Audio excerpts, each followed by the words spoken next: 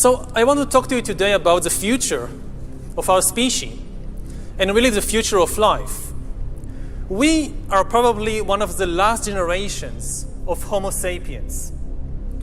Within a century or two, Earth will be dominated by entities that are more different from us than we are different from Neanderthals or from chimpanzees. Because in the coming generations, we will learn how to engineer bodies and brains and minds.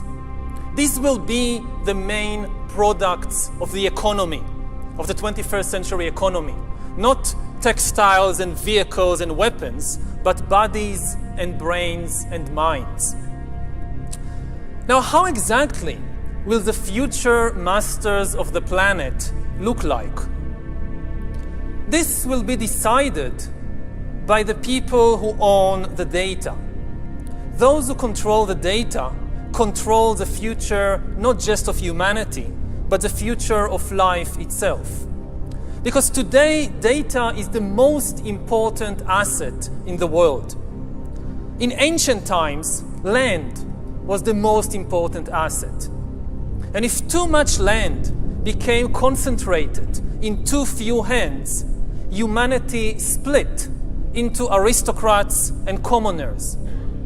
Then in the modern age, in the last 2 centuries, machinery replaced land as the most important asset. And if too many of the machines became concentrated in too few hands, humanity split into classes, into capitalists and proletariats. Now data is replacing machinery as the most important asset. And if too much of the data becomes concentrated in too few hands, humanity will split not into classes, it will split into species, into different species. Now, why is data so important? It's important because we've reached the point when we can hack not just computers, we can hack human beings and other organisms.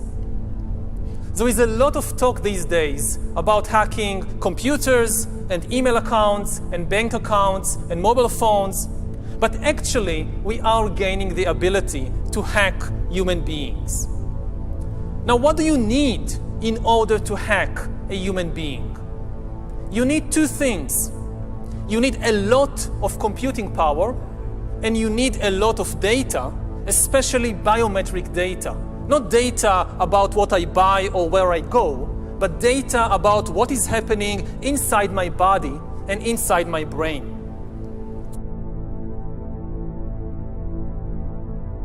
Until today, nobody had the necessary computing power and the necessary data to hack humanity. Even if the Soviet KGB or the Spanish Inquisition followed you around everywhere, 24 hours a day, watching everything you do, listening to everything you say, still, they didn't have the computing power and the biological knowledge necessary to make sense of what was happening inside your body and brain and to understand how you feel and what you think and what you want. But this is now changing because of 2 simultaneous revolutions. On the one hand, advances in computer science, and especially the rise of machine learning and AI, are giving us the necessary computing power. And at the same time, advances in biology, and especially in brain science, are giving us the necessary understanding, biological understanding. You can really summarize 150 years of biological research since Charles Darwin in 3 words. Organisms are algorithms, and we are learning how to decipher these algorithms. Now, when the 2 revolutions merge, when the infotech revolution merges with the biotech revolution, what you get is the ability to hack human beings. And maybe the most important invention for the merger of infotech and biotech is the biometric sensor that translates biochemical processes in the body and the brain into electronic signals that a computer can store and analyze. And once you have enough such biometric information and enough computing power, you can create algorithms that know me better than I know myself. As you surf the internet, as you watch videos or check your social feed, the algorithms will be monitoring your eye movements, your blood pressure, your brain activity, and they will know. They could tell Coca-Cola that if you want to sell this person some fuzzy, sugary drink, don't use the advertisement with the shirtless girl. Use the advertisement with the shirtless guy. You wouldn't even know that this was happening, but they will know, and this information will be worth billions. Propaganda por todos os lados, personalizada para você e até de acordo com o seu humor. No filme de ficção científica Minority Report, isso faz parte do cotidiano. Mas não é ficção e sim realidade. O método que consegue ler os consumidores para a indústria da publicidade já existe e se chama Emotional Decoding. A empresa londrina Real Eyes analisa como os clientes reagem às propagandas para marcas como Coca-Cola e Adidas. O software registra os mínimos movimentos no rosto e assim reconhece emoções como surpresa ou alegria. As emoções são muito complexas e nós, humanos, não conseguimos reconhecer todas. Computadores logo vão fazer isso melhor que a gente, porque eles têm mais capacidade de cálculo do que um cérebro. Uma empresa de TI estimou que até 2025 os aparelhos vão saber mais sobre o estado de espírito de uma pessoa do que a própria família dela. Real Eyes usa inteligência artificial para analisar expressões faciais. Os pesquisadores mostram vídeos para voluntários no próprio laptop e smartphone deles. A câmera grava cada detalhe do rosto. O software pode mostrar exatamente em que segundo aconteceu a reação à imagem. A nossa expressão mostra muito sobre o nosso estado de espírito, sobre nossas emoções. Com o Emotional Decoding, nós podemos descobrir, por exemplo, qual a intenção da pessoa e como ela reage a coisas como uma publicidade. É preciso tomar cuidado, porque você fica muito transparente. Essa tecnologia acaba revelando coisas sobre você que você não revelaria de forma voluntária. E ninguém quer que uma máquina saiba essas coisas. Então é preciso ser cuidadoso e ver como esses algoritmos estão sendo usados e se isso está acontecendo com consentimento ou não.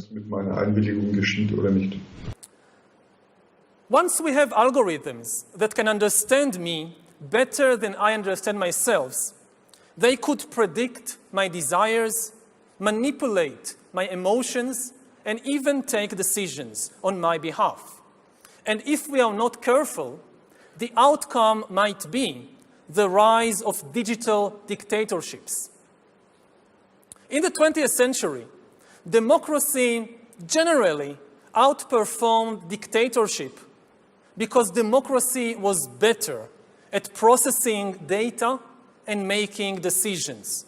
We are used to thinking about democracy and dictatorship in ethical or political terms, but actually, these are two different methods to process information. Democracy processes information in a distributed way.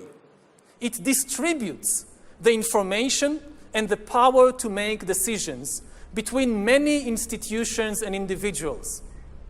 Dictatorship, on the other hand, concentrates all the information and power in one place.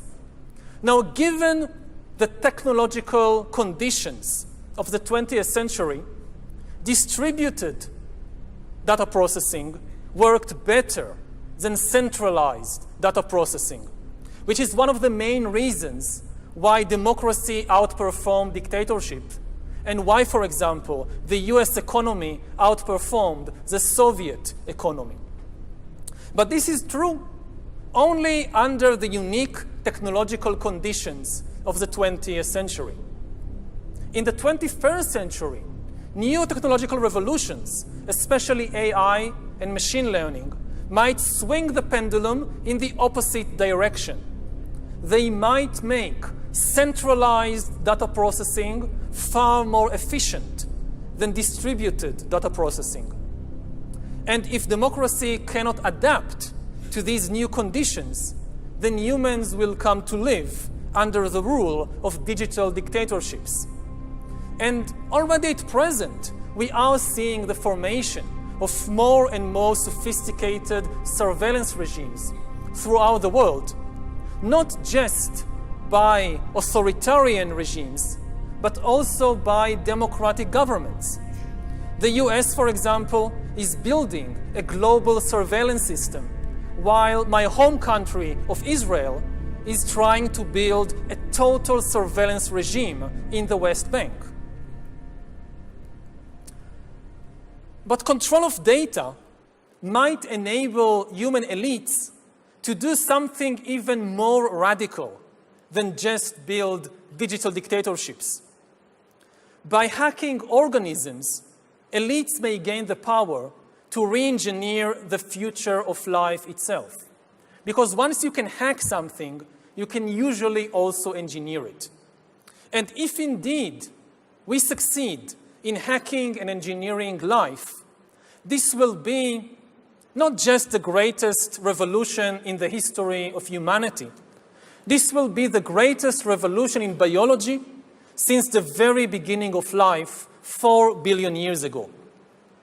For 4 billion years, nothing fundamental changed in the basic rules of the game of life. All of life, for 4 billion years, dinosaurs, amoebas, tomatoes, humans, all of life was subject to the laws of natural selection and to the laws of organic biochemistry. But this is now about to change. Science is replacing evolution by natural selection with evolution by intelligent design. Not the intelligent design of some god above the clouds, but our intelligent design and the intelligent design of our clouds, the IBM cloud, the Microsoft cloud. These are the new driving forces of evolution. And at the same time, science may enable life, after being confined for 4 billion years to the limited realm of organic compounds, science may enable life to break out into the inorganic realm. So after 4 billion years of organic life shaped by natural selection, we are entering the era of inorganic life shaped by intelligent design. This is why the ownership of data is so important. If we don't regulate it, a tiny elite may come to control not just the future of human societies, but the shape of life forms in the future.